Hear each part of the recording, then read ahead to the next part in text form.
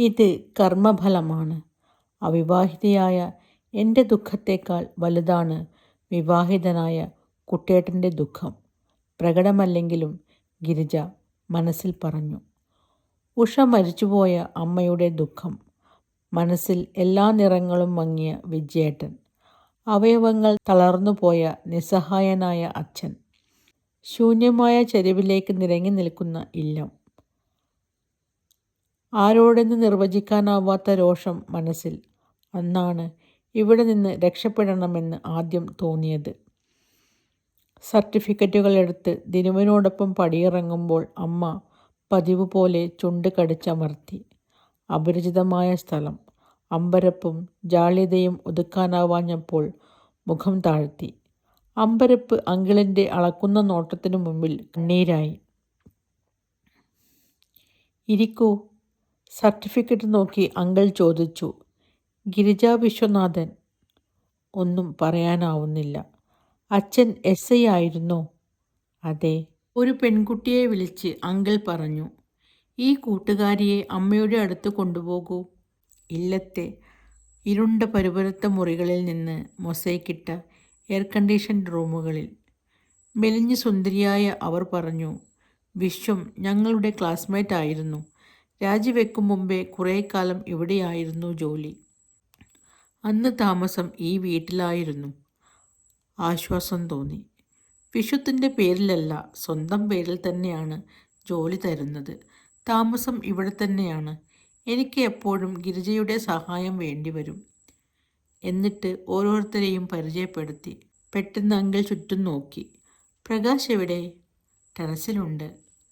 നിറയെ വെളുത്ത രോമങ്ങളുള്ള ഒരു പൂച്ചക്കുട്ടിയെ അടക്കിപ്പിടിച്ച് സംശയത്തോടെ പ്രകാശ് വാതിൽക്കൽ നിന്നു. കറുത്ത ട്രൗസറും വെളുത്ത ബുഷ് ഷർട്ടും, ചുവന്ന നിറം, സദാ വിഷാദാർദ്രമായ മുഖം.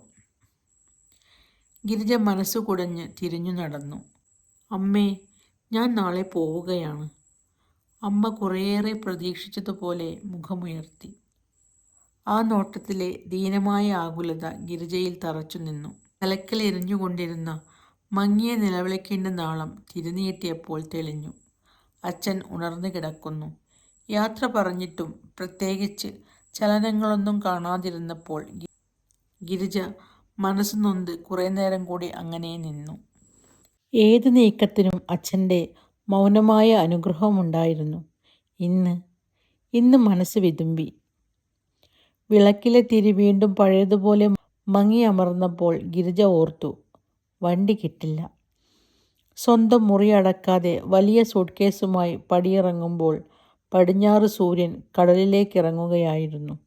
കഠിനമായ വിഷാദത്തോടെ ഗിരിജ ഓർത്തു, അല്ലെങ്കിലും അമ്മ ആ മുറി അടച്ച് ഇരട്ട ചങ്ങല കൊണ്ട് കൊളുത്തിടും. എത്രയോ തവണ കയറിയ 28 പടി. ഗിരിജ വല്ലാതെ കിതച്ചു. അവസാനത്തെ പടിയിറങ്ങുമ്പോൾ ശിവൻ പിന്നാലെ എത്തി. തരൂ, സൂട്ട്കേസ് ഞാൻ എടുക്കാം.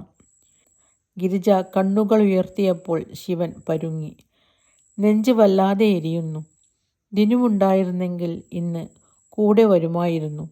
ഈ യാത്ര തനിയെയാണ്. വേണ്ട, പരിചയമുള്ള വഴിയല്ലേ, ഞാൻ പൊയ്ക്കൊള്ളാം. ഞാൻ വരാം ഗിരി, രാത്രിയല്ലേ.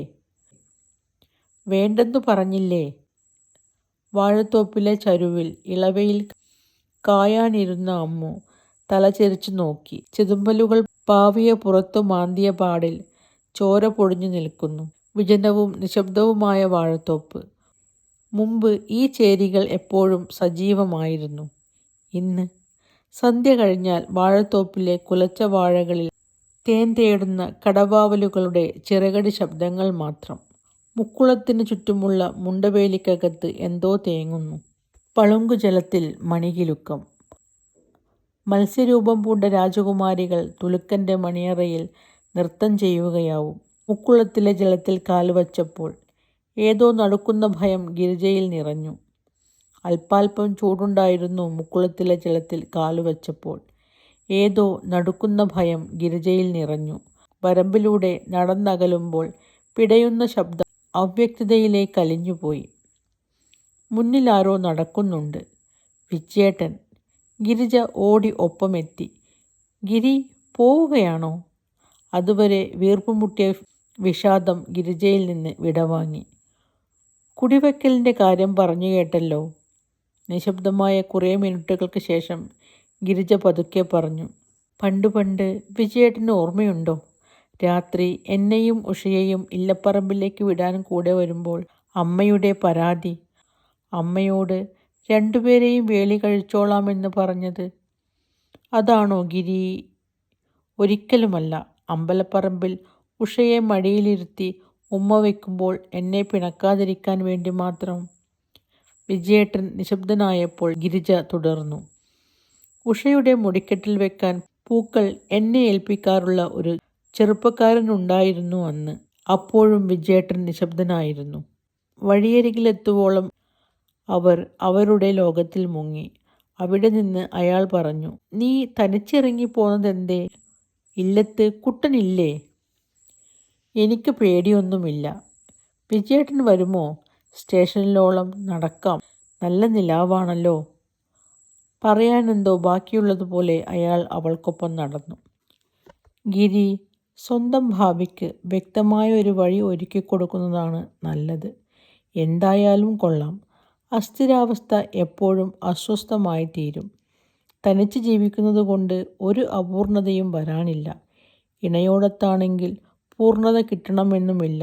പക്ഷേ ഗിരി കേട്ടിട്ടുണ്ടോ പണ്ട് മനക്കൽ തീ പിടിച്ചത്? നമുക്കൊരു മുത്തച്ഛനുണ്ടായിരുന്നു. ഞാനന്ന് ചെറിയ കുട്ടിയാണ്.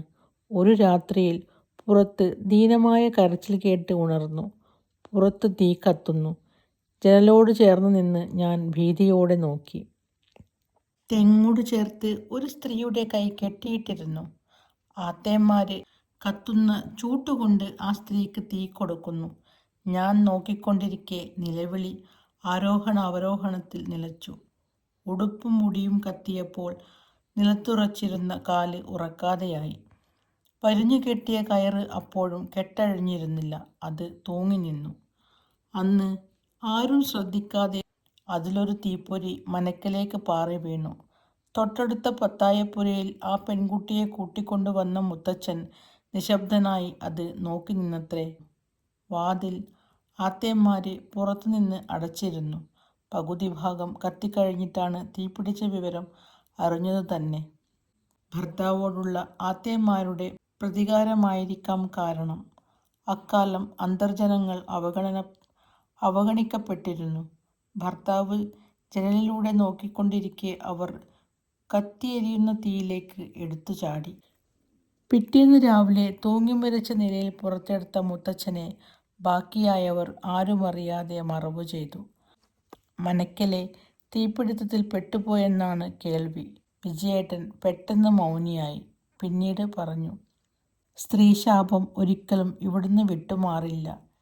ഗിരിക്ക് മനസ്സിലാവുന്നുണ്ടോ? ആ ശാപം കഴുകിക്കളയാൻ ചെറിയമ്മയുടെ നിർമ്മലതയ്ക്കാവില്ല. ആർക്കുമാവില്ല. വല്യച്ഛൻ്റെ തന്ത്രപൂർവമായ നീക്കങ്ങൾക്കു പോലും കഴിയില്ല.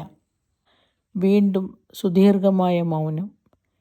എല്ലാം നാശത്തിലേക്കാണ് ഗിരി. ഒന്നിനും ശാപമുക്തി കിട്ടില്ല. മുറിവേറ്റ് മരിക്കുക കർമ്മഫലമാണ്. സ്റ്റേഷനെത്താറായപ്പോൾ വിജയേട്ടൻ പറഞ്ഞു. എന്നിട്ട് ചോദിച്ചു, ഞാൻ പോകട്ടെ? വണ്ടി വരുന്നതുവരെ കാത്തിരിക്കണോ? വേണ്ട, ഞാൻ പോയിക്കൊള്ളാം. സ്റ്റേഷനിൽ ഗിരിജ തനിച്ചായിരുന്നു. ഇവിടെ വണ്ടി ഇറങ്ങുമ്പോഴും തനിച്ചായിരുന്നല്ലോ. മുറുക്കാൻ തുപ്പാൻ പുറത്തേക്ക് വന്ന മുരളി സംശയത്തോടെ അടുത്തു വന്നു. ഗിരിജയോ? വണ്ടി വൈകുമോ? ചിലപ്പോൾ വൈകിയേക്കും. പിന്നെ ഗിരിജ പോകാനാണോ? എൻ്റെ പോക്കിന് മാത്രം എന്താത്ര പ്രത്യേകത? അല്ല, ഞാൻ ചോദിച്ചെന്നേ ഉള്ളൂ. അയാൾ ഒഴിഞ്ഞു മാറി. വരൂ, അവിടെ ഇരിക്കാം. ഗിരിജ വന്നതിലും ക്ഷീണിച്ച മട്ടുണ്ടല്ലോ. ഒരിക്കലും തീരാത്ത ടിക്കറ്റുകളെ നോക്കി അയാൾ പറഞ്ഞു. ഇത് ഒരു ശാപമാണ്. കഴിഞ്ഞ ജന്മത്തിലെ പാപമായിരിക്കും. വിഷമം കുറഞ്ഞില്ലേ? പാപം ഗിരിജയ്ക്ക് 2 ടിക്കറ്റ് തരട്ടെ? ഒരാൾക്ക് യാത്ര ചെയ്യാൻ 2 ടിക്കറ്റായോ? അതല്ല, മുരളിയുടെ മോക്ഷത്തിനാവും അല്ലേ? ഗിരിജ പഴയ ഗിരിജ തന്നെയാണ്. ശല്യം. മുരളി ഒഴിച്ചു തന്ന കസേരയിലിരുന്ന് മയങ്ങിയ ഏതോ നിമിഷത്തിൽ മുരളി തന്നെ വിളിച്ചുണർത്തി. സൂട്ട്കേസ് അയാൾ വലിച്ചു കയറ്റി. 2 or 3 പേർ മാത്രമുള്ള കമ്പാർട്ട്മെന്റ്. ഗിരിജയെ കണ്ടപ്പോൾ ഉറങ്ങാതെ കിടന്നിരുന്ന തടിച്ച കഷണ്ടിത്തലയുള്ളയാൾ മുഖമുയർത്തി നോക്കി.